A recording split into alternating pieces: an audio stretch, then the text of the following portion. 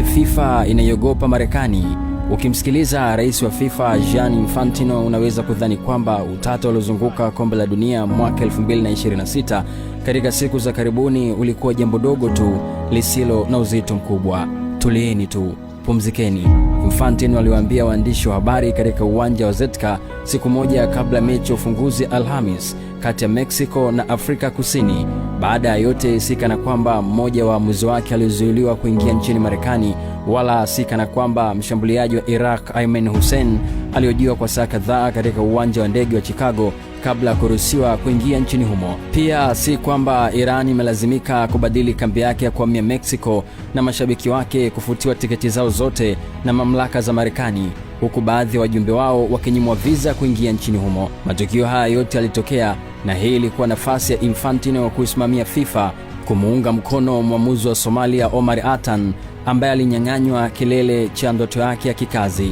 Ilikuwa pia fursa kukosoa, kuhoji au hata kulaani namna serikali ya Marekani ilivyoshughulikia maandalizi ya mashindano hayo kabla hata hayajaanza.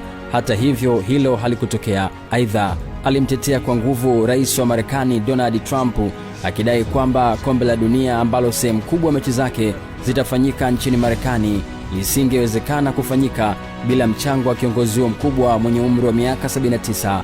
Infantino alipoketi katikati ya uwanja wa Zetka alijua wazi ni maswali gani angeulizwa.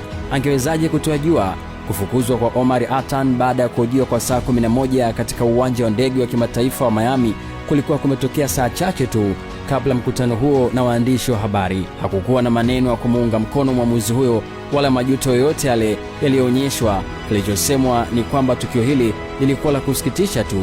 Wakati England ilipoandaa kombe la dunia mwaka 1966, hali hii iliyofanana kwa kiasi kikubwa ilitokea. Serikali ya Uingereza iliogopa kuwa uwepo wa Korea Kaskazini ya kikomunisti ungeweza kusababisha mivutano ya kidiplomasia na ilifikiria kuinyima nchi hiyo ruhusa kuingia. Baada ya shirikisho la soka la Uingereza FA kuonya kuwa Uingereza ilikuwa katika hatari ya kupokonywa haki ya kuandaa kombe la dunia, makubaliano maalum yalifanyika ili kuruhusu Korea Kaskazini kushiriki. Indonesia, ambayo ilipaswa kuwa mwenyeji wa kombe la dunia chini ya miaka 20 mwaka 2023, ilipokonywa haki hiyo baada ya kutangaza kwamba Israel isingeruhusiwa kuingia nchini humo.